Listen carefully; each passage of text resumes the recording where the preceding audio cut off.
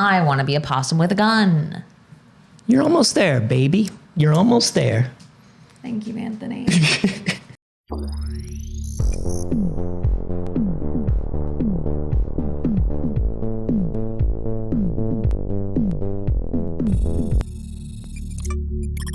Hello, good morning. Oh, good morning, BBs. It is too early. It sure is. Welcome to the first, best, and only morning show in existence. I'm Anthony Carboni. And I'm Saige Ryan. And,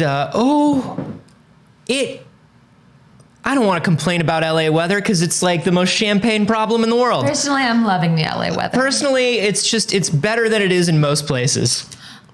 We didn't have a show on Wednesday. We are now back on our correct sides from Monday. That's true. We told you we'd fix it, and we did. We did. Everything should look normal now. We know that on Monday, people said that it didn't look quite right. But now everything should be back. Yeah. I didn't see it. I honestly didn't see anything. No, and it's like, hey, it's the new year. We're trying to set up a little bit of new stuff. So it all looked, close. But what's going on here, buddy? What's this about?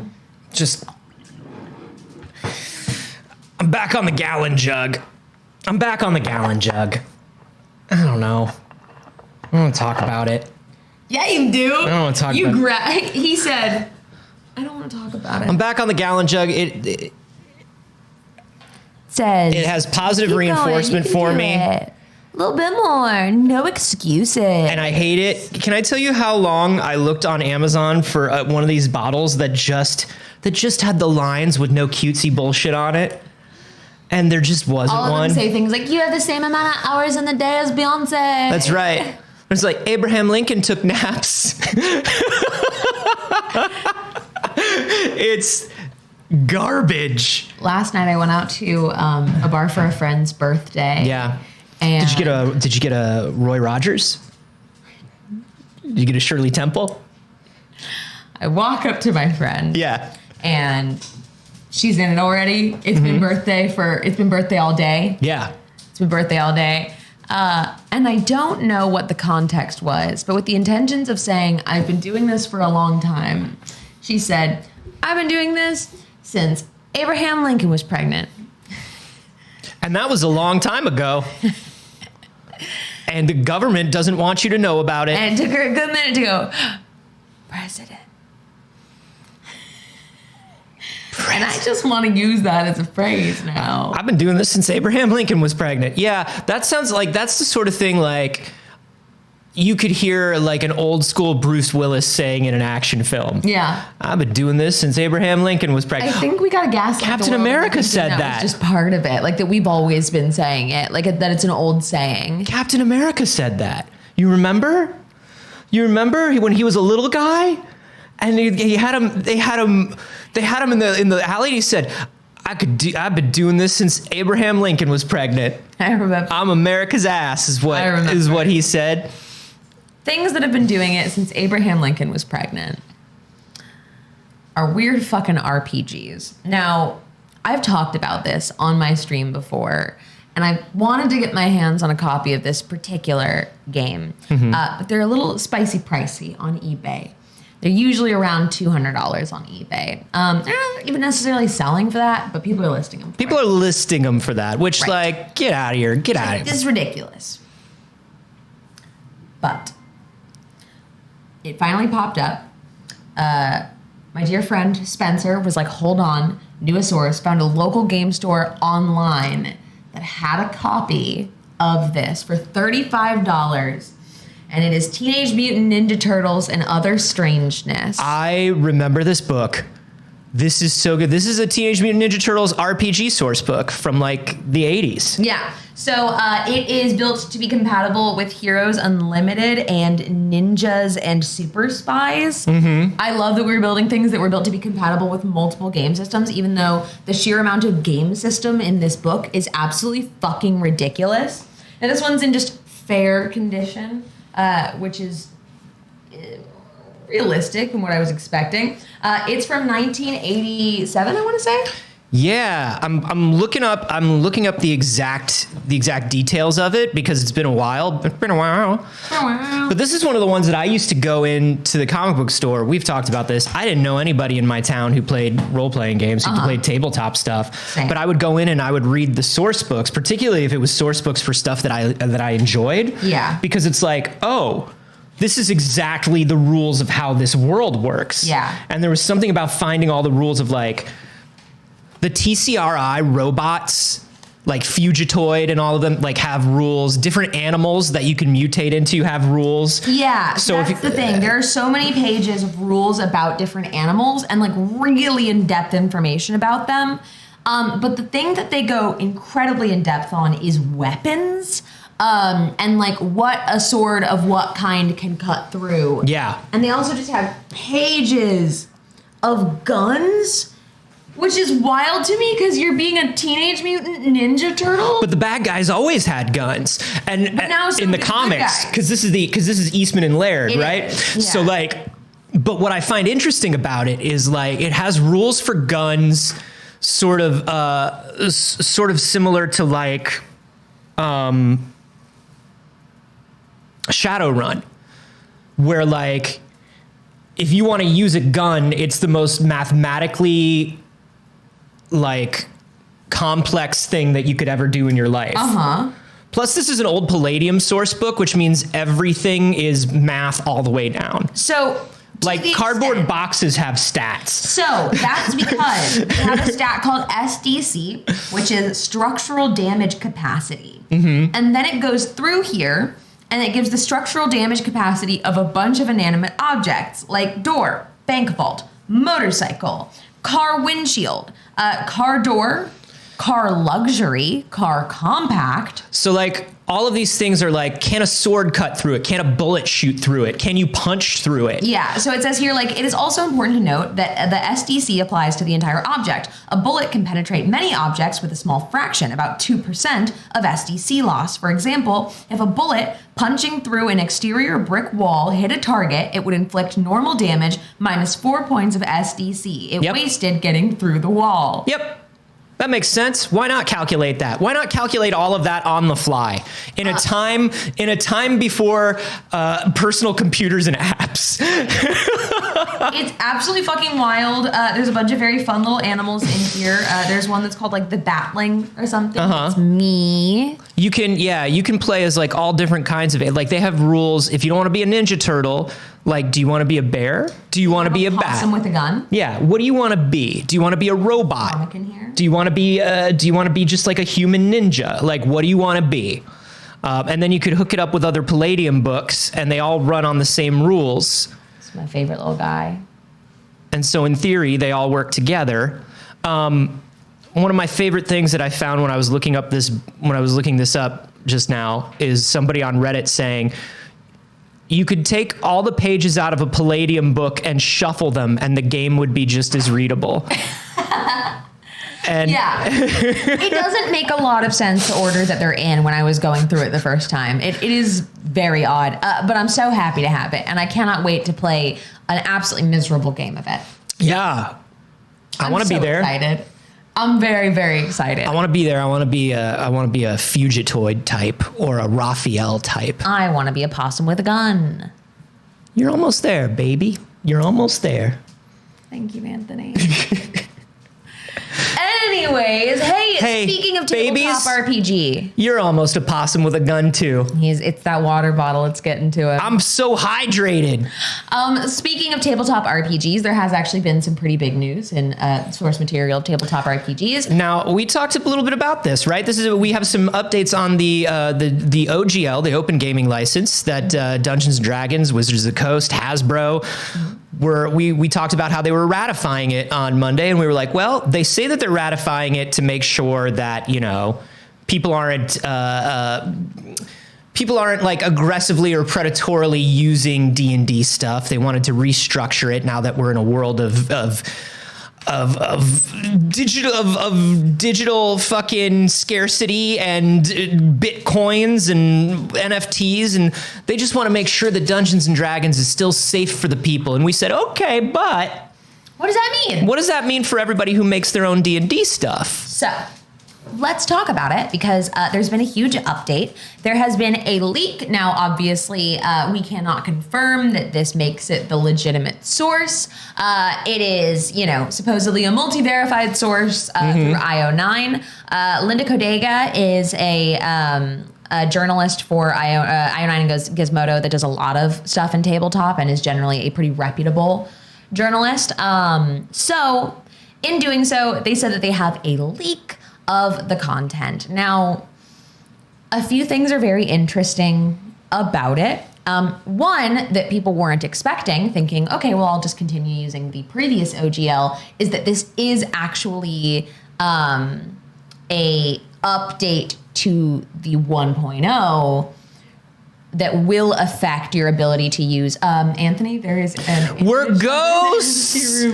We're ghosts of Dungeons and Dragons! Oh my God. There is our...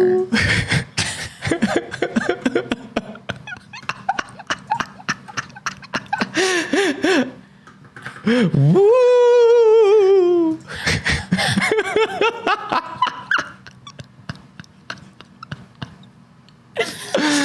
Okay, that was very funny. So, but there's nothing dungeons about dragons. We've had a lot of fun here, but there ain't no dragons in this dungeon. Okay, so the original OGL is pretty short. It's pretty straight to the point. This one is much, much longer. They open up by addressing a lot of things. They open up by addressing things like blockchain and NFTs. They get into the details about third-party content that has been created that is blatantly racist, sexist, homophobic, transphobic, bigoted, or otherwise discriminatory. This is all good. Yeah. Some of those are their own books, but they're in previous editions. But they talk about that. Wizards, tell me about an orc. Hey, wizards. Shall we speak of the goblins? What's a goblin like? Anyways, with all of that in mind, they say that it is no longer an authorized license agreement, which is a pretty big thing to say. It seems like in particular they're going for the large publishing companies that are releasing things and strongly profiting off of them. So people that make content around Dungeons and Dragons are not concerned at this time and should not be concerned at this time. Making content with Dungeons and Dragons is not technically using the open game license. So they have the OGL, and then they have a fan content agreement, which are two different things. The fan content agreement is the stuff where it's like, are you a cosplayer? Are you an artist? Are you somebody who like us creates content that's based around D&D, and how does that affect? That's fan content, which is very interesting because, like, for instance, Failed Save is a homebrew game. So it is entirely set in a homebrew world, and in the theory that Vince wanted to publish Boros on Dungeons and Dragons. Hypothetically, if Vince ever made stat blocks for his characters, you think you can't sell them. But don't worry, he never does. Yeah. But if he did, that's the thing. Vince Casso says, no paper trail. He said, you can't write it. You can't give me Hasbro. He writes down an idea for a character and then he eated it. So in their statement, they said the OGL wasn't intended to fund major competitors, and it wasn't intended to allow people to make D&D apps, videos, or anything other than printed or printable materials for use while gaming. Ooh. We are updating the OGL in part to make that very clear. So this is going to affect things like Pathfinder. I'm sorry. What does this mean? Sorry. So it says it was supposed to be for written content. So and not for apps or things like that. So what if what if my stuff isn't written? Like, what if my stuff is digital? What if it's online? What does written content mean to them now? That is exclusively what the OGL will apply to, is written content now. So again, we were not under the open gaming license because we are not publishing new things. Right. It's going to be very interesting to see how this affects, like, the domino effect of it a little bit. Yeah. Because I think they're going to have to come out and clarify a lot of things. But here's the thing, everybody. if we know one thing about Dungeons and Dragons is they love to make an announcement and then say, oops, a bad announcement. You didn't like that very much. Let me go ahead and take that back to the drawing board real quick. And then they come out with a slightly less bad announcement. It happens constantly. It happens with every new book. Do you know what's funny about it? All the time. There are some companies that can do this where it's like, and I think it's all about messaging. Like I think about, as somebody who plays Destiny, I think about Bungie. And Bungie will announce something, but Bungie always announces it as like, hey, here's some changes that we're thinking about implementing, and you're going to see some of this stuff. How do you feel about, you know what I mean? Whereas like, I think Wizards is usually like, here it is. Aren't you excited? And everybody's like, whoa. Did you just dropping it? We're not talking about it. There's no like lead up to it. And I think that's the big thing, right? Because like historically, when things like this happen, and the reason why they do things like, Unearthed Arcana and stuff like that is like, they want feedback. And for a company that wants feedback so much, they make a lot of definitive and declarative announcements. Yeah. It's very weird. It is. It seems to just kind of be the structure. So they actually in here got into a little bit of the fan content policy, which allows for free content based on or incorporating our IP. Fan content includes fan art, videos, podcasts, blogs, websites, streaming content, tattoos, altars to your cleric's deity, etc. Very cute, very cute. Very cute, very cute. Very cute. But also like when it says free content, what does that mean? What sort of monetization? Let's say, for example, you have a podcast and that podcast has advertisements on it. What happens? The content is still free for consumption. Okay. Advertisement is not a cost for consumption. It should be considered that by society, but it isn't. Yeah. So that is still free content. Okay. On the other hand, if I were to make a movie, sure, and try and sell it to you, like you can buy it on Amazon, that would be charging for my show. Right. Or movie. And it was so something like a Harmon Quest could not happen now. Or what happens? Where was Harmon Quest? Harmon Quest was an Amazon, and then what happens to like a possibly Critical Role? Now, Critical Role once again is free content. It is. It is free to watch. But they do have their series on Amazon, but they don't. I guess as long as they were very specific, they had to change a lot of shit to make sure that they were not in trouble with that. Yeah, that's very interesting because like, so it's available, but you have to be an Amazon Prime member. But you can't specifically pay for the Critical Role series. Correct. But it is included. That directly uses Dungeons and Dragons. But again, here's the thing. But it is included with a membership that you pay for. I don't know. You can watch it for free. You can you definitively can watch Critical Role for free. Okay. Or you can choose to pay and support a channel. Well, I mean, not directly paying for that. Right. Content. And I don't mean their traditional show. I mean the animated series. Again, that's not on the OGL. They specifically changed things to make sure that they were not involved. Right, but we're talking about fan content right now, right? So that's still okay, but that is pay content. But yeah, so they have to have a licensing agreement with Dungeons and Dragons now. What I'm saying is it's not fan content. There's no D&D content in Vox Machina. They were very specific to take all of the Dungeons. Oh, that's what you're saying. When you said they changed things, I thought you meant the OGL. I didn't know you were talking about Vox Machina. Yeah. Okay, I gotcha. So, Drac asked, so Patreon only actual plays. Now, what's interesting is Patreon, like actual plays in general, were never covered by the open gaming license. Technically, it was a very gray area that we were all existing in. And like, look. We've been through this change before, and it always comes with growing pains. If you remember at the start of Twitch streaming and people regularly streaming games, even posting games to YouTube, do you remember when Nintendo was like, fuck you, you can't play our games? Right. Absolutely not. You have to pay us to play the game. And then they went, everyone's playing everything but Mario. Right. Just kidding. Please stream Mario. Have a good time, kids. This, I think, is that growing pain for Dungeons and Dragons. I'm not defending it. to be clear, I think it fucking sucks. Like, I'm absolutely very Yeah. happy to come forward and say that this is going to hurt a lot of independent creators, and I think that that's tragic.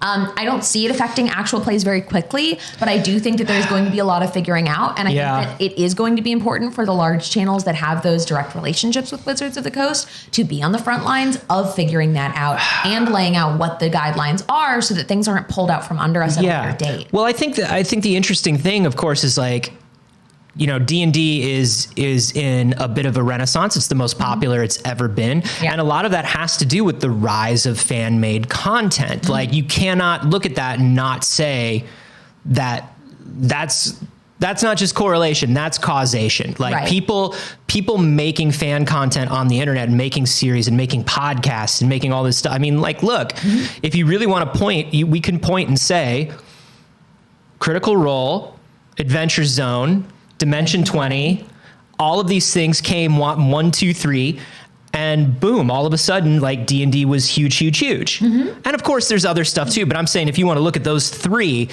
you know, and then for the average person, Stranger Things. Mm-hmm.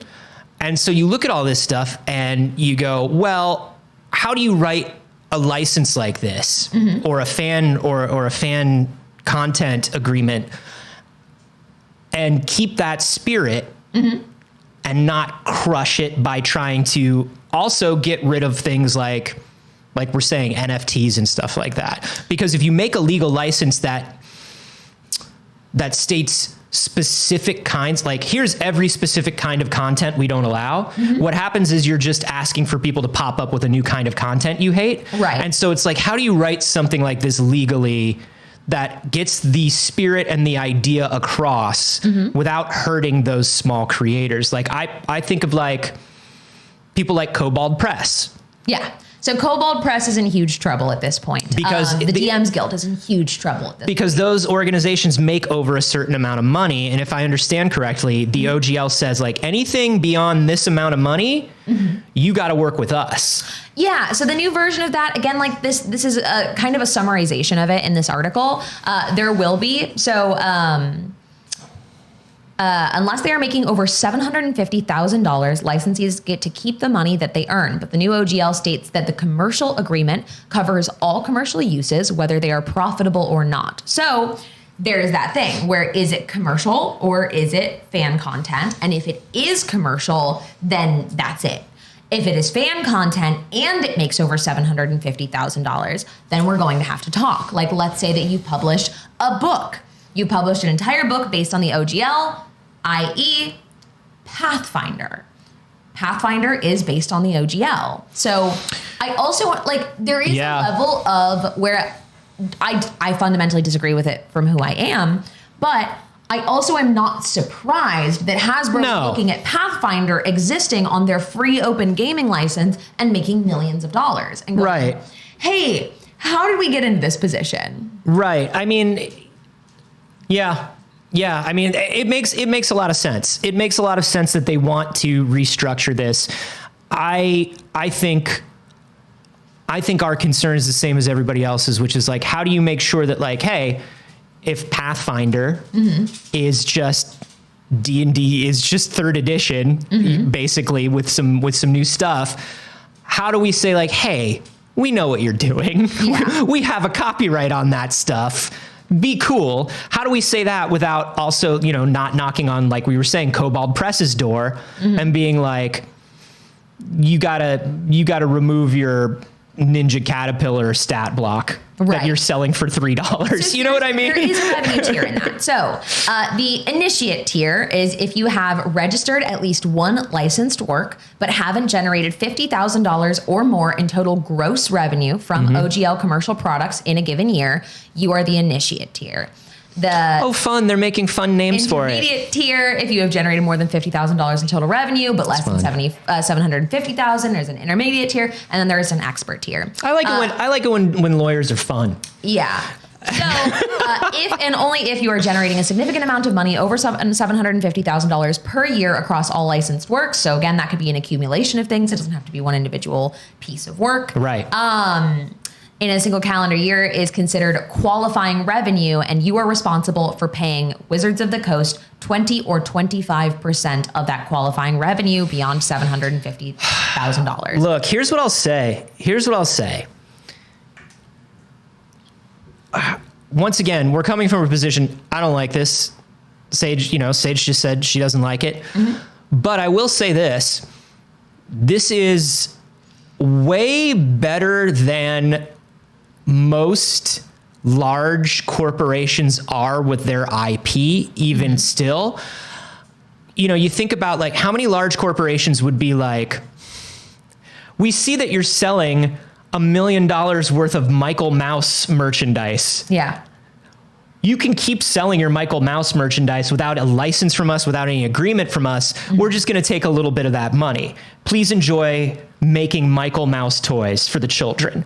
Yeah. You know what I mean? Like when you're on that level, it's like, okay, I see what they're doing. But when you come from a history of the D&D community like this, Chafrikas actually said that they work on agreements like this in their day job, and said that like this sounds like a new lawyer from the parent corporation came in and doesn't understand the community fully yet, which I think is exactly, my gut tells me is exactly the read on it.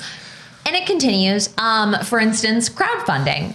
Now, again, this isn't about actual play crowdfunding because that is still in a gray area right now that we don't have the answers to. Crowdfunding, like a source material book, for instance. They now have a preferred crowdfunding platform, which is Kickstarter, which is very interesting because Kickstarter had gotten into some hot water about specifically like NFT and blockchain fundraising previously, which is very funny because they claim that a lot of the reason they're doing this is to avoid people making like scammy NFTs. But I think out of, when you think about your Kickstarters, your Indiegogos, your like all of these other backer kits and things like that, they're probably going with Kickstarter just because it has the name recognition and a track record beyond the NFT stuff of the last couple of years, a track record of like most things on Kickstarter get fulfilled. Kickstarter oversees a lot of stuff. They cancel projects that look kind of scammy. Yeah. So I get it. I get it. So, but you should be able to go wherever you want. What's interesting about it is it's not a huge difference, but if you raise over the defined amount and you were crowdfunded on any other platform, you will pay a 25% royalty on qualifying revenue. If your license is crowdfunded on Kickstarter, you will only pay a 20% royalty on revenue. That's got to be a hell of a deal. Dude, oh my gosh. When you think about like the average Kickstarter, if you're running a Kickstarter intelligently, if you're doing it the way they kind of recommend, and you have somebody that's business savvy helping you out, you already know you're losing about 25%, 30% of that Kickstarter money anyway for rewards, for fulfillment, for fees, for stuff like that. And so then another 20% to Wizards on top of that is hard. You're going to have to crowdfund a lot more money and trying to balance it, because then you're paying Wizards more the more you raise. John Ritter, the director of games at Kickstarter, also did respond and acknowledge this and said Kickstarter was contacted after Wizards of the Coast decided to make OGL changes. So we felt like our best move was to advocate for creators, which we did. We managed to get a lower percentage plus more being discussed. No hidden benefits, no financial kickbacks for Kickstarter. This is their license, not ours, obviously. Now, here's what to acknowledge. Kickstarter argued it down from 25 to 20% and said we did it for creators. Kickstarter's back there haggling. But like, here's the thing. By being the preferred platform of Dungeons and Dragons, they are going to make a lot of money. Oh, yeah. So they're like, we're not getting any money from Wizards. I believe that. Wizards does not want to give people money. But they're getting the Kickstarter fees on everybody who won't go to another platform now. Exactly. They're just completely like knocking Indiegogo, Kitbacker. There was another one that popped up specifically that was like just for tabletop games recently. Yeah, I saw that. That is just getting absolutely fucked by this. So, worth acknowledging. Like I'm going off on a tangent here, but it's, I think about like Hasbro has like HasLab and stuff like that, where they make like the experimental like $500 Jabba's sail barge and stuff. Yeah. Man, there is such a way, like one of the things that weirds me out about corporations is there's just like not enough corporate synergy. And I hate that term, but it's true. There's just not enough, like people in these departments aren't talking to each other enough, where it's not like, hey, if you've got a cool idea, why don't you submit it to HasLab? We'll put it up on the Hasbro lab. and then like you can be an official D&D thing and you get a cut, and it's like, that would be so much nicer. And I think that would be like you can do it on your own, but you could also do it through us and be an official D&D thing if you wanted to. And I feel like that's such an opportunity they're leaving on the table. I absolutely agree. So again, this is a leaked version of the document right now. Yeah. So I do hold on to a little bit of hope that things will change, because there has been a significant amount of backlash, which is well-deserved. Somebody leaked this for the backlash for sure. Yeah. 100%. Like somebody sent this to Linda and was like, hey, just so you know what we're working on. So with this in mind, people were also talking in the chat about things like the ownership of your IP. In the previous OGL 1.0, there was a statement in it that said that you were granted perpetual worldwide rights to the things that you created on the OGL, not the OGL content, but whatever you made around it. It is not specified within this leak that that is definitively not the case. But what's very interesting is that simply isn't mentioned in here, which inherently would mean that Wizards of the Coast owns it.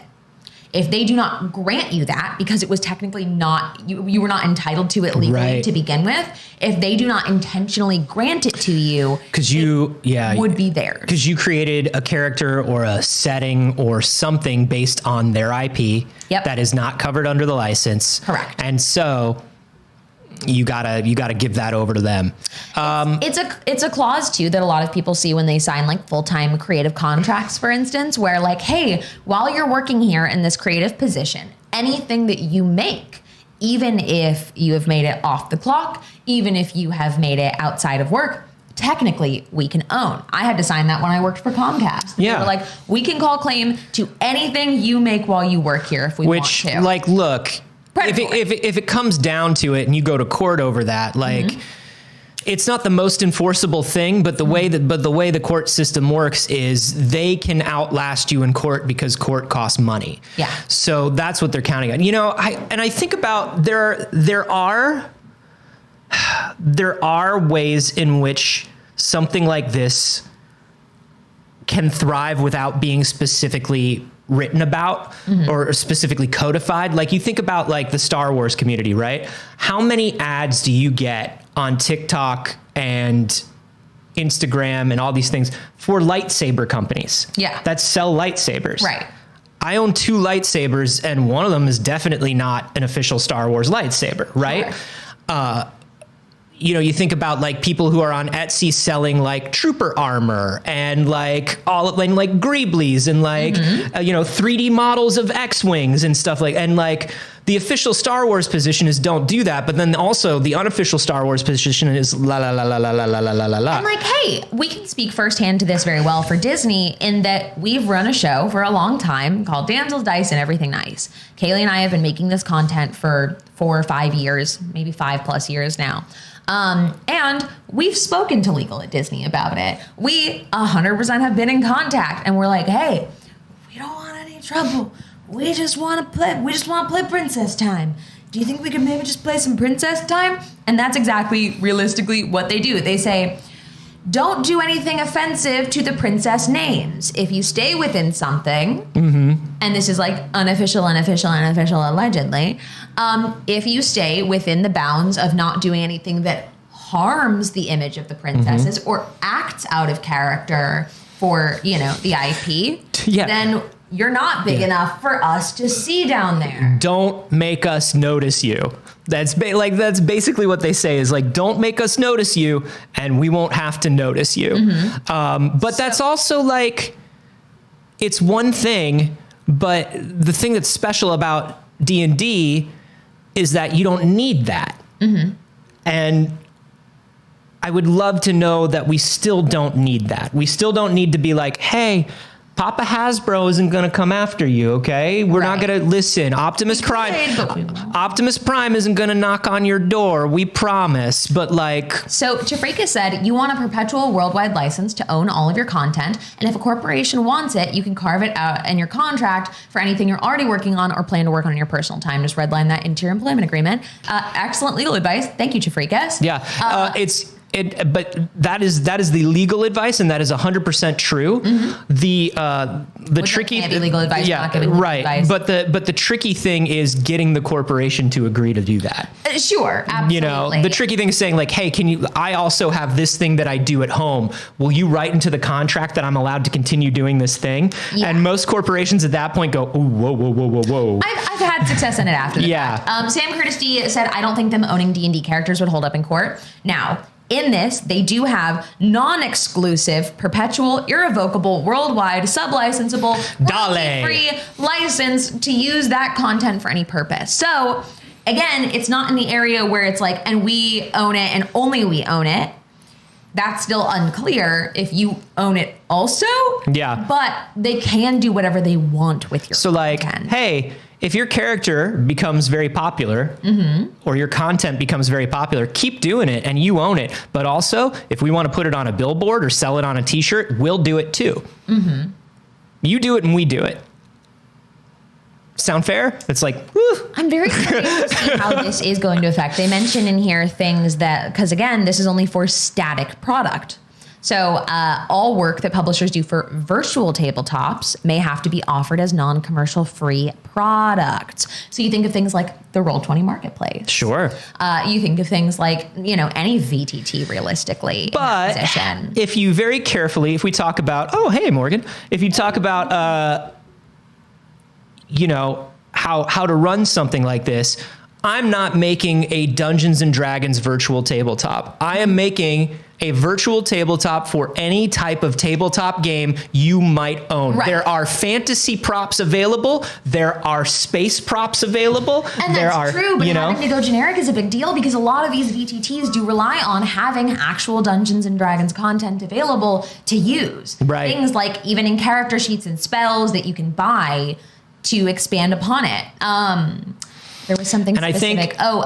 Blade of Creation references Idle Champions. Right. I'm very curious to see what this does for Idle Champions. I don't know what their agreement is. I have a character in Idle Champions, and I still have no idea what their deal is. I don't know if it was just on the OGL or if they had a licensing agreement like D&D Beyond did. Do you know that your character in Idle Champions? I don't know if you're aware of this, but I played as Valentine in Idle Champions, and she just farts. It's not funny. She farts all the time. Not funny. Gross. We don't make these jokes on this show. It's so weird. That's not the kind of jokes we make here. What the fuck are you doing? It's so weird. Like that's her entire moveset, and I thought it was strange that they did that. Anthony. It's so odd. That is not our humor. Get off my channel. It's so weird. There will not be an It's Too Early on Monday, everyone.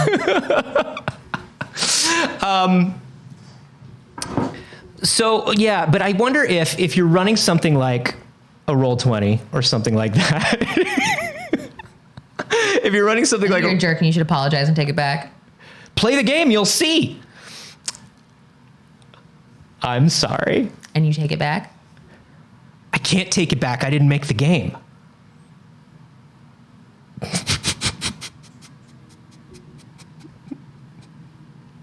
We'll be right back, everyone. No, but so there is something that you could do as Roll20 or something where it's like, hey, we don't add any of this stuff in, but we have like, you could write third-party plugins for it. Maybe you could sell something on your Etsy that's like a D&D character sheet. Roll20 doesn't do it, or whatever virtual tabletop doesn't do it. But if you do it, that's your thing. Have existing marketplaces that are potentially going to be completely boned. No, I know. I don't know. I don't know how it works, but here's what I think. I think they've reached really fucking far. And I think that a lot of the times people do this in contract negotiation, for instance. You'll redline the fuck out of a contract just to show a sign of like a stance of power. Yeah. And then they'll be like, you can't get all of that. And you'll be like, okay, then just these 3 things, because that's what you really wanted in the first place. Yeah. But then you seem like you're compromising, right? Sure. So I think there's a good possibility that is what Hasbro is doing right now. They're putting out a thing, and it's their big fucking like blue sky idea of how much money they could take from everybody, and then they're gonna get this feedback. Because Wizards of the Coast does notoriously listen to feedback. They don't always do a good job at adjusting, but they do receive the feedback. Yeah, that's every lawyer, you know? Right. That's every lawyer. So, with that in mind, I don't think this will be the final product, but I do think that the final product will still end up being a negative thing for creators. If Look, where any I license land on it. that becomes more restrictive than it used to, It's even a bad by a thing for little, creatives. it's moving towards being worse for creators. Even if it's small motions, they're motions that are in the negative. Blade of Creation said, doesn't Roll20 specifically work with these companies to put their content on the platform? Absolutely. So Roll20 has, everything. It has, non-sponsored, has, for instance, Dungeons and Dragons source books on it in the way that D&D Beyond did. It has, Alice is Missing. If you want to play it, you can play For the Queen, whatever. All of these games are on it. But there is also additionally a marketplace where individual creators can create things and sell them on the marketplace. Yeah, so it's going to be interesting to see how this all shakes out, but big changes coming and big interesting things happening. I'm curious to see what happens. At the end of the day, where I land on it, for me, like if any of this stays to be true, I think you're about to see a lot of companies moving away from Dungeons and Dragons. Even if we get to a place where it's like, hey, no, you can keep doing it. You can keep doing it. Yeah. You've set up like a scarcity feeling and a feeling of insecurity within creators that is going to prevent people from creating on D&D. If I was making, be afraid it gets pulled out from under them, because in this agreement it says within 30 days they can change anything they fucking want about Ooh, this. that's bad. If I was a tabletop company, if I made any sort of fantasy system right now, I would be going very big and very hard on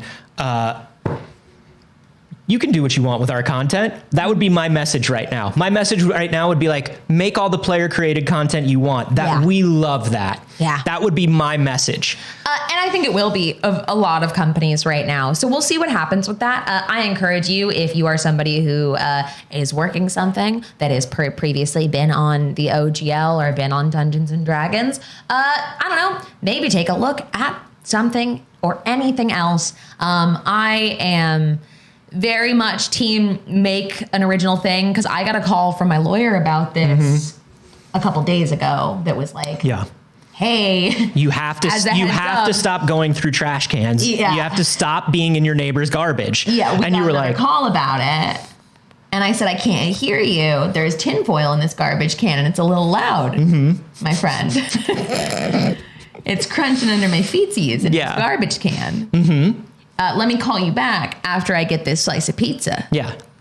One bite. Just one bite taken out of it. Just trying to get one slice.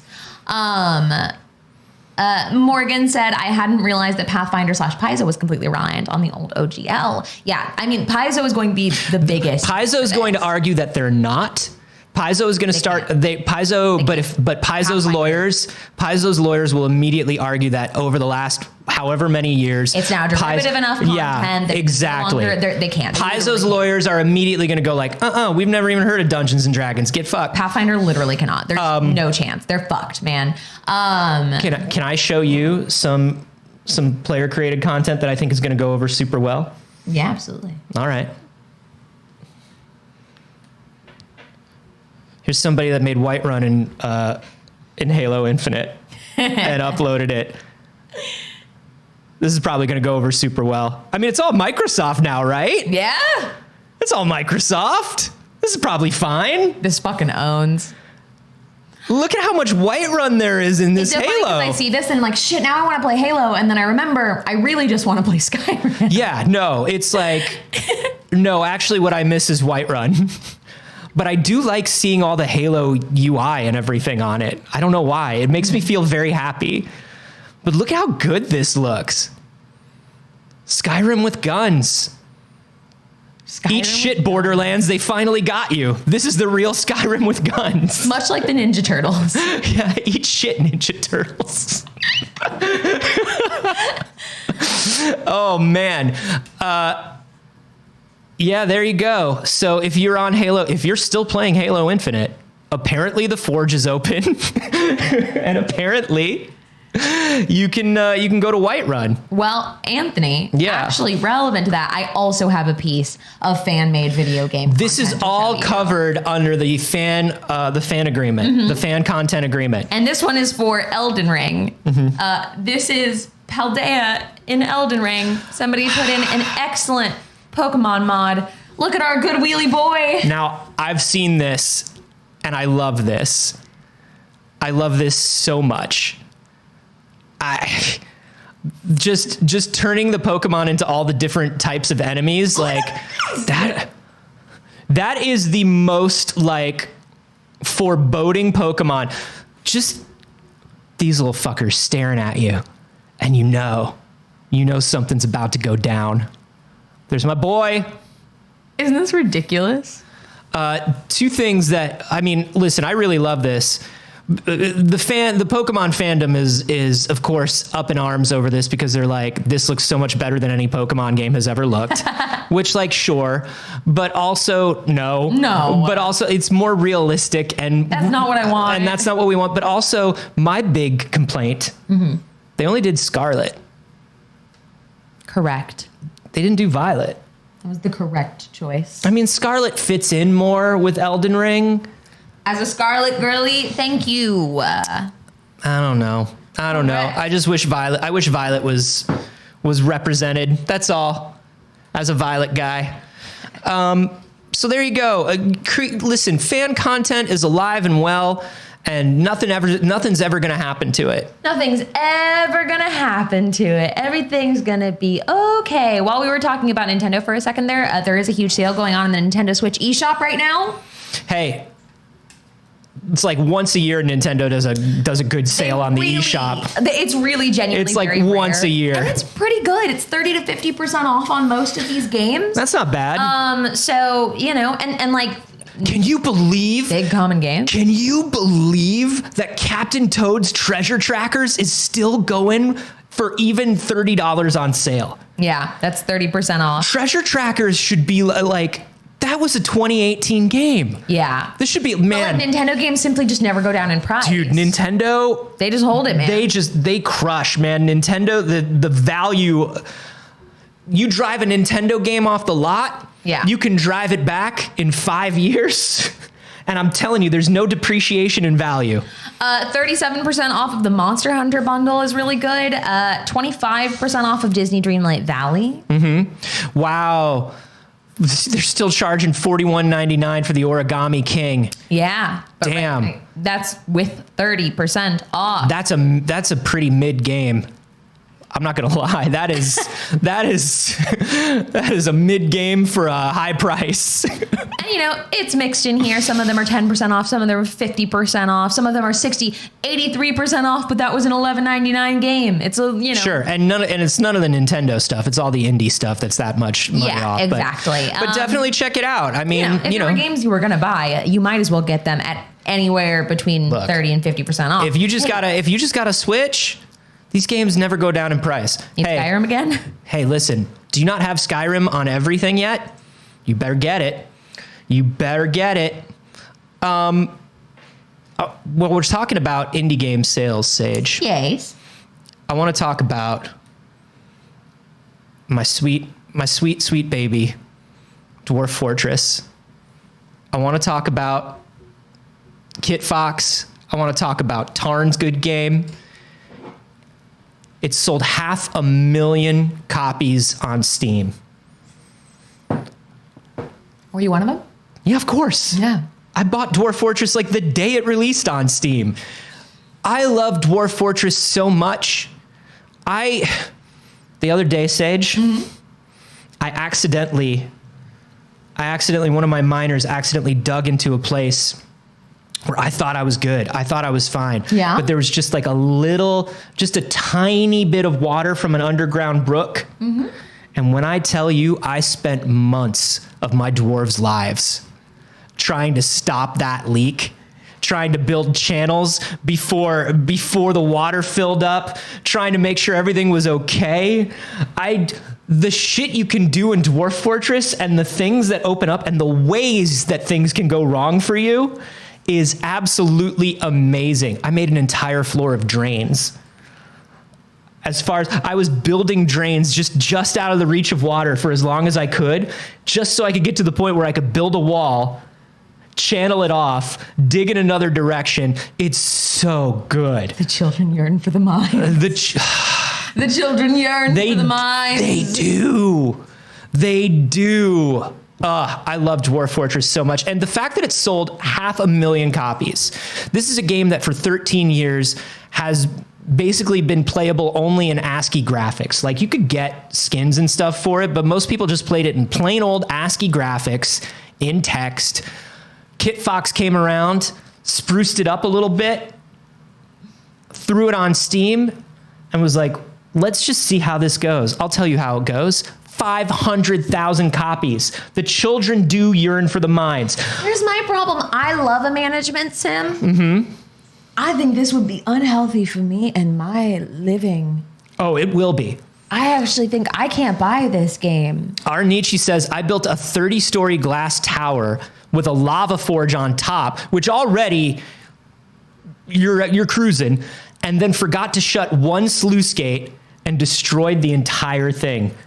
This is just really fucked up Minecraft. Here's what's amazing though. When you lose that fort, when everybody dies and you give up, you can choose to go back to that same world at that same time and build another fort and then live with and then live afterwards in the same world. And so your last fortress is like the ruins of the previous society. And like, if you found a good area to build your fort, you're probably building your new fort right next to the old one because it's got good resources, it's close to water, but not too close. And so it's like you're looking at your failure. It's amazing. It's amazing. It's just fucked up Minecraft. It really is. It's the most fucked up Minecraft. And it goes so deep. You can, I think I told you this, as it's creating your world, you can tell it like how much of the world history you want to create before you start. And you read the world history as it's creating your world, and you can pause it, and it does lore. It'll be like, in year 0, here's what happened. Here are the elder warriors that started this. Here's where these encampments happened. Here's this government got toppled. And you can just read it all. So many people use it for their non-Dungeons and Dragons tabletop games that there's actually a lore-only mode where you can just generate lore in a map and just be like, this is where we're playing our campaign. This is the history of the world. Wild. It's so good. It's so good. It sounds fun. I can't download it. We've only got 30 minutes left. We've got 30 minutes left. We've got to get into a huge thing that's happening right now, which is CES. That's the Consumer Electronics Show in Las Vegas. Ooh. Do you like smartwatches? How do you feel about phone chargers? How do you feel about cars that will never exist? Imagine this, e-ink, but never. Now, there is a lot of cool stuff. I personally love CES. I get incredibly excited this time of year, every single year, for all the things that people are going to unveil. And it's also fun to keep track of and watch which of these things actually happen. Obviously, a lot of these things, if not everything almost at CES, is like here's a concept. Yeah. This is the time. It's not coming to consumer level yet in almost any case of the things that they're really unveiling. You wouldn't think a television would be impossible, but there are so many impossible televisions at CES. I used to go to CES every year and they're like, look at this television. I'm like, great, when does it come out? They're like, no, that's a concept. I'm like, it's just a television. Let's start with something very fucking cool so far. And I would love to hear some input from the community on this as well. But PlayStation, on the first day of CES, announced their accessibility controller kit. That's right. This is called Project Leonardo. Microsoft has been big on the accessibility front in terms of hardware for a very long time. PlayStation and Microsoft both have been going very hard on accessibility in their software over the last few years. But this is the first hardware we've seen from PlayStation, and it's very interesting looking. They're taking a very different design philosophy than Microsoft did, which I think is interesting. Yeah, we've never seen anything like this, really. I definitely haven't. I have members of my family who have limited mobility and require things like this. And I already love the design of it. I like that they put the DualSense there for scale, because I'm looking at those two joysticks and I'm thinking about, limited mobility with particularly like inability to use fingers or fine motor skills. and I'm looking at the size of those joysticks and and it looks like there's some heft or like a sticky bottom to those controllers, like so they're not going to move. The size of the buttons is really good. The radial layout is amazing. I really think this is very good. Yeah. And it's super customizable. You can see all the different plates down here. So you can change your layout to whatever works best for you. That's really fantastic. Which I really love. Yeah, I think this is amazing. I think console players have an array of options to tailor their Leonardo. The buttons controllers can be programmed to support any function, and multiple buttons can be mapped to the same function. Also, you can map 2 functions to the same button. So if there's a game that requires you to push a couple buttons at the same time to do something, you can turn that into one button.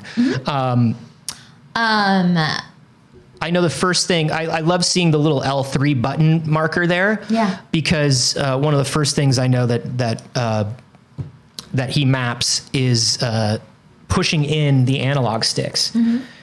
Pushing in the analog sticks is like one of the hardest things to do when you have limited mobility. And so just being able to like, boom, you've got it. I love it. Yeah, absolutely. Yodel Rodel said, I also think that it's great that you can pair DualSense with it so 2 people can play to assist as well. PlayStation has put a lot of those features in games recently as well. We talked about it for Horizon most recently, about having another player be able to like play that is also able to assist you with their controller.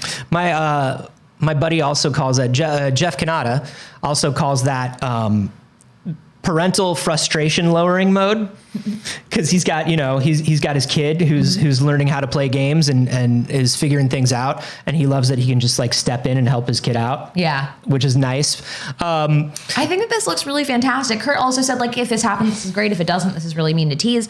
A company like PlayStation teasing something like this at CES is more about getting feedback from the community to make sure that it is fulfilling the needs of it. This controller will exist. It may change before it comes to release. But this is about prototyping something that they make sure actually services the needs of the community. One of the other big things that they have on this that the Microsoft controller has as well is the 3.5 millimeter jacks, which is huge, because if you're somebody who needs extremely custom stuff, like say you need a Switch that works off of breath, or you need a Switch that works off of head motion, it is compatible with those adapters. So this is pretty dope.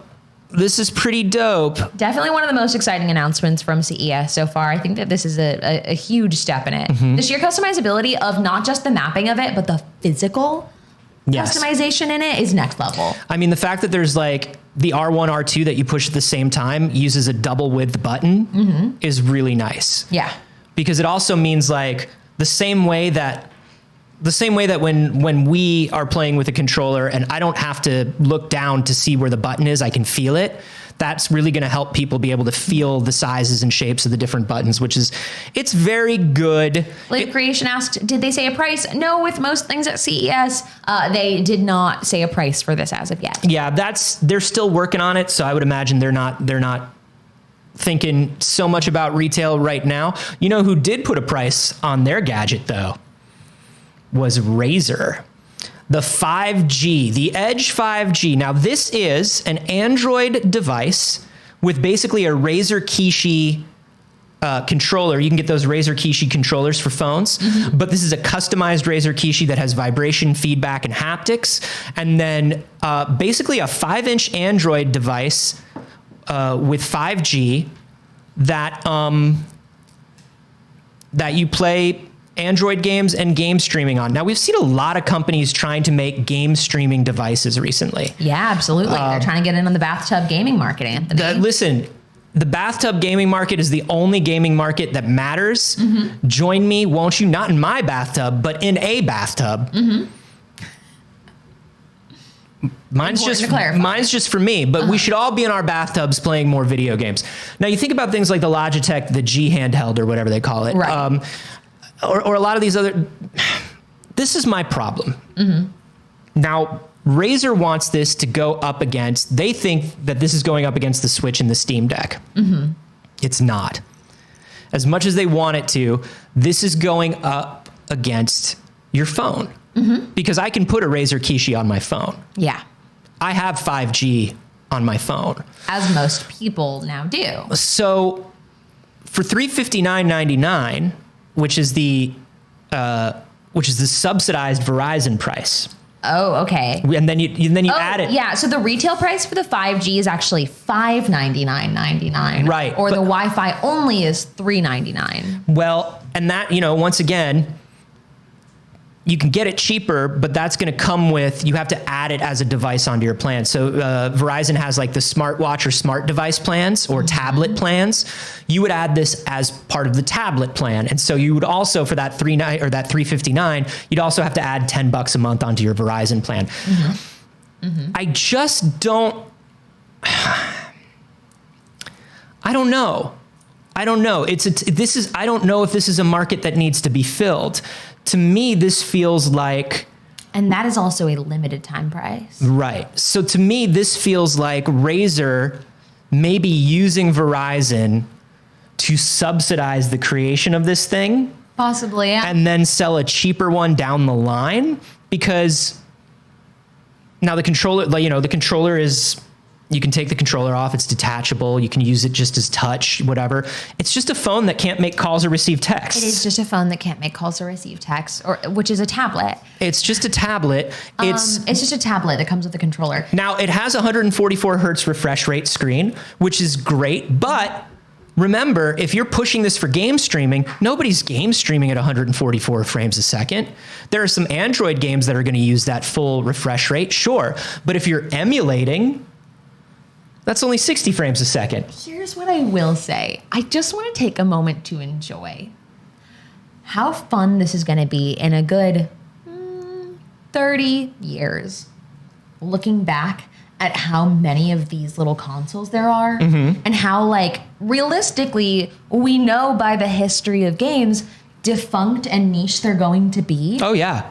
As people, you and I, that love niche defunct gaming consoles and love to look at the shit that nobody talks about still, we love to talk about a Philips CD. By the way, I'm on the lookout for a white PSP Go for a good price. If anybody finds one, hit up your boy. Exactly. But you think about those times in history where during the Famicom, it was just everybody fucking take a stab at it, man. Yeah, I mean, everybody look, take a stab at this shit. You can get a Sega SG-1000 for nothing, right? You can get a Magnavox Odyssey. Well, the Magnavox Odyssey now costs money, but it's like how Pong came out and everybody was like, we also make video games, and it was all just Pong, right? And it was just like, this is all just Pong, man. What a very fun and weird moment. I like weird devices. Yeah. My problem with weird devices now is they're all just a different version of the same slab. Yeah, my problem is they're not weird enough. They're not weird enough. I do need these handhelds to get weirder. Razer. Go weirder. Get weird with the shade. Get weird. Do you remember Razer used to come to CES and they'd be like,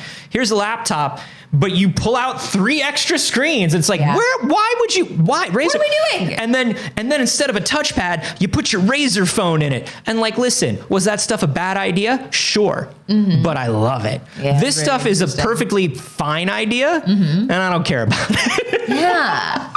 Make it look like a boomerang. Exactly. Do crazy shit with it.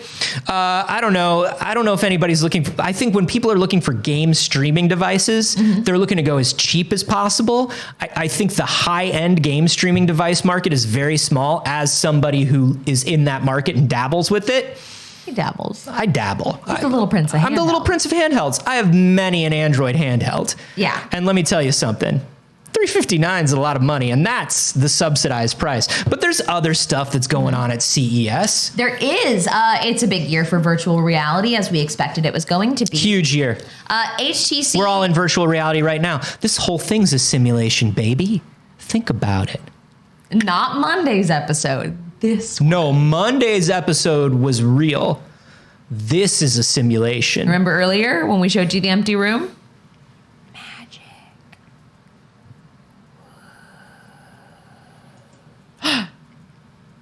I don't think it works as well big, but anyways, HTC showed off the Vive XR Elite. Now, I find this headline particularly interesting. PC Gamer said it's MetaQuest 2 rival. No, that's not true. I have to just disagree with this because it literally isn't on any level. No, that's the Meta Quest Pro rival. Correct. So this is not the. This is way more powerful and way more expensive. Mm-hmm. If we're talking about somebody creating a rival for the Quest 2, at that point, it's going to have to be something at the Quest 2 price point. The only thing that's going to come in and rival the Quest 2 is going to be a $300 VR headset. Nobody's looking at Quest Pro stories. That's why they wrote that headline. Because the Quest Pro is like what? It's like $2,000 and it sucks. Like, did you watch that Verge video about the Quest Pro? Yep. Oh my God. So the HTC Vive XR Elite is going to be $1,099 at their starting price. It's got 4K resolution, 2K per eye, 90 hertz with 110 degree FOV. It's got an external camera for mixed reality, which is very interesting. Sure. It's powered by Snapdragon XR2 with 12 gigabytes of RAM and 128 gigabytes of onboard storage. And that is like, the base level. It is... Oh my goodness. Calm down, everybody. Very loud. It is described to be about 3 times more powerful than the Quest 2, which is silly then to describe it as a competitor. They're showing Demio right there. A favorite line. I mean, here's the thing. Like my HTC Vive, my first gen one, I don't even have like the newer Vive, the Index. My HTC Vive when I bought it was $700. That was extremely like... It was the only game in town at that time. Yeah. If you wanted VR, it was the only way to have VR. You could get an Oculus, but they just weren't as good. This is, I don't know, this is a problem with my laptop. Yeah. The problem with this is I'm going to roll the intro. The problem with this is they're only showing consumer applications for this. Whereas like at least Facebook with their Quest Pro or whatever they're calling it, they're trying to say like, hey, we're making this for industrial and professional and training. Right, because it's an inaccessible price point for the baseline consumer. Right. $1099 for over $1,000 for a VR headset that you're only showing somebody playing games on right now. Who's it for? Who's it for? It's spicy pricey. It's very interesting. I think that like it's weird to see because it felt like the Quest was getting us to a place where it was at an accessible price, where it was like, this has hit console consumer level. And once they added that 90 hertz update to the Quest 2, and nobody else is trying to hit that exact market. And I find that very strange. You even think about PSVR. PSVR still costs significantly more than a Quest 2. Yeah. And I just don't understand like why they're putting us in the position where we have to do the Facebook one. Because here's for a price point, like make us a lower powered model. Like that's okay. And I know everybody wants to be the most impressive one on the market right now, but we also know that like the VR space is not growing. Yeah. And like the desire for and the call for and the access to VR is not growing. The only bump because they're not getting things to a consumer level. The only bump in the audience for VR was when the Quest 2 came out. The Quest 2 did that, and I don't get why more companies aren't looking at that and being like, yes. I still think that if you want VR, the best thing you can do is buy a Quest 2 and hook it up with a USB-C cable to your PC and play PC VR games on it. Because the thing that people want to, like Sony and Valve and all these companies, they want to be like, hey, here's the thing. This headset on its own is the most incredible fucking thing. You got to plug the Vive into a PC. It's a dumb terminal for a PC. It needs to know where I am, and it needs to get a video feed from the PC. Just get a super long USB-C. That's it. The PlayStation VR is using the PlayStation 5 as the brain of this thing. It's a dumb terminal with positioning. And the fact that they're like, this is going to be the crispiest, most amazing VR... Baby, that depends on the PS5, not on the headset. Yeah. Like, I just... VR headsets should be $250. For $250, I think more people would look and go, yeah, I could check out VR. Right. Mr. Laugh said, as someone who only wears glasses, VR is basically useless to me. I can't be impressed by a fuzzy, out-of-focus virtual world. Have you tried any of the glasses adapters? I assume you must have. I have a glasses adapter for my Oculus, and it's not perfect. I'll get a headache after a while, but it helps. I mean, listen, It everybody, can be done. everybody gets a headache after a Yeah. while in VR. Like, there's no getting rid of that. That's the other thing. It still just gives headaches to people. Why? I'm not paying $800 for a helmet to give me a headache. I get migraines on my own. The world does that to me. It feels very weird that we are still treating this as this like high-end thing when we know it's not working for the VR space. Like we know it's not been incredibly successful. It needs to be as inexpensive as possible. Or if I'm a console maker like Sony, it needs to be bundled. Yeah. It needs to be bundled because otherwise you Like the Kinect was. Yeah, you are forced to support it yourself. And Sony supported the hell out of PSVR. Yeah. And it's still like, hey, listen, for a while, PSVR was the top selling VR headset in the world.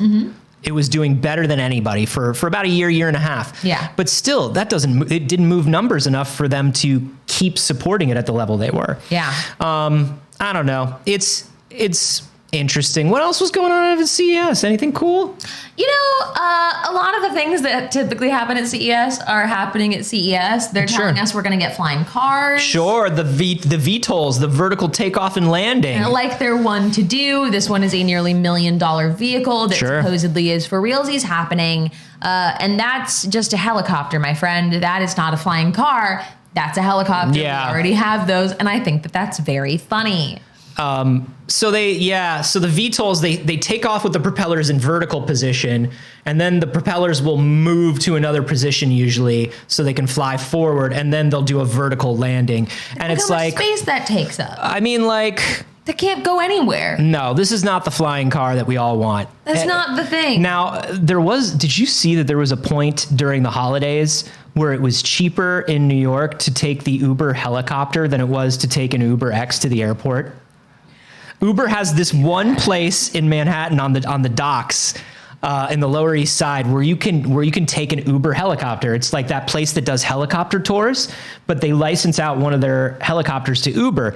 It cost less during the week of the holidays to take the helicopter and land at JFK. Yeah, sure. Why not Uber? Of course. It was $20 cheaper to take a helicopter. I'm like, fuck it, man. I'm taking the helicopter. Got a little pedal bike that'll charge your laptop while you ride. This is That's the most dystopian new shit. technology, and I think it's so funny that they're like, yes, power it, little. This is the most Black Mirror shit I've ever. You better run on a treadmill to power your Zoom call with the people you don't want to talk to. You have to create the electricity for your own slow demise. Yeah. I think Lenovo's yoga book is very interesting. Dude, I like their last one that they made where like they have that magnetic keyboard that fits on it, and it's either like a regular laptop or it's a book style. I watched some new one. Yeah. It's very interesting. I think that it's very flexible and cool. I love to see people doing new things with displays. Personally, I think the dual display is very interesting. It looks like it's a pretty good screen. The dual display with the flat magnetic keyboard and the screen that senses where the keyboard is attached to it is a very cool thing to me. The issue is laptops are you've got to upgrade them so often that like, oh no, I paid for the fanciness of this. Yeah. Because the yoga stuff is pretty fancy. That is very interesting. There's the Razer thing again. The Tesla of the sea. Get out of here. I don't want it the Tesla of anything. Right? It's not actually by Tesla. I think this is also so silly. It's by Candela, the people that make the people that show up at CES and show off their custom yachts every year. Hydrofoil boat. Great. Sure, man. 8K project. Listen. Now listen. We love a projector. I have been looking into short throw projectors. Yeah. Because I'm like, are they affordable and good yet? Answer, not quite. Not quite. But I want them to get there because we've talked about this. Walk into my apartment. No television. You don't see any television. I get to put a full wall that's just a gallery wall. Just art, just things, right? But then I push a button. Screen rises up. Those screens are very expensive. Screen rises up. I want to be clear. This isn't something he already has. No.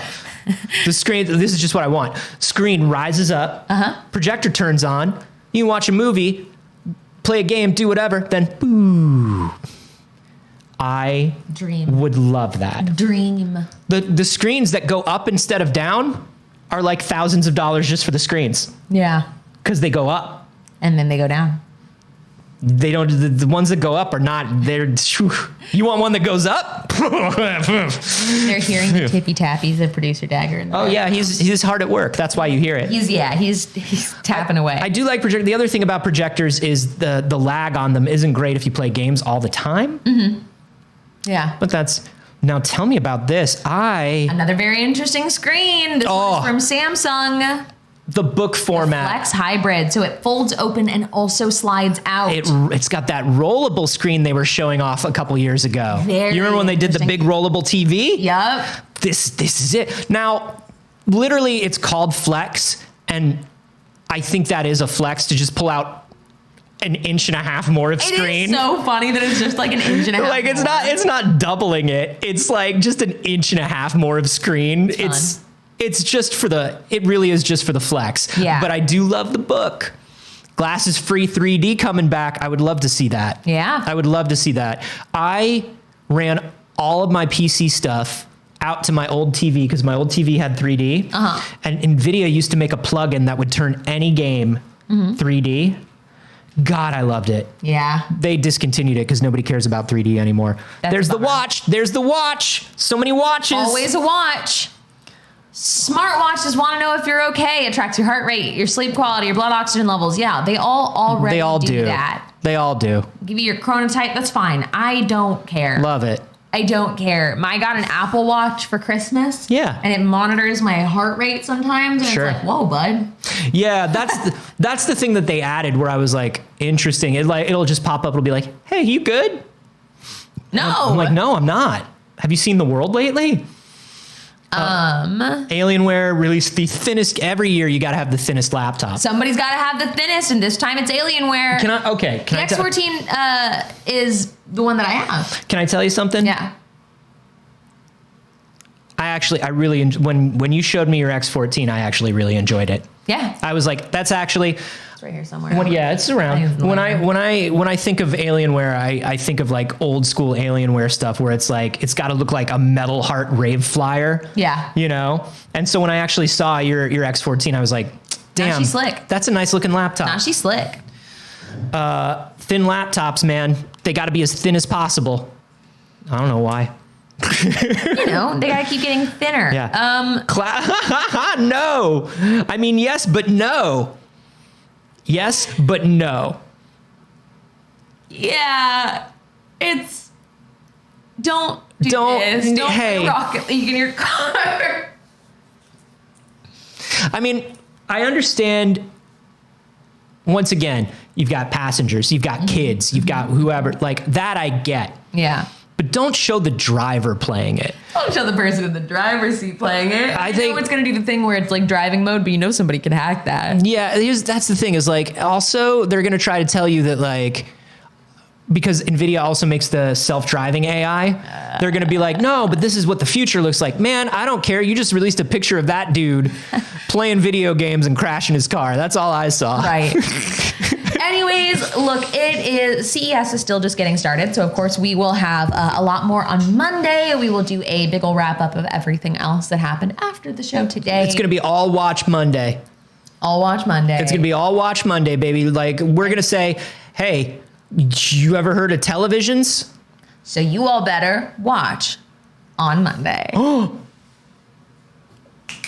Hey, thank you all for coming by. We really appreciate it. Thanks for being here. We do this show every Monday, Wednesday, and Friday, and the whole reason we do it is so you come by and you enjoy it. So if you've done that today, thank you so much.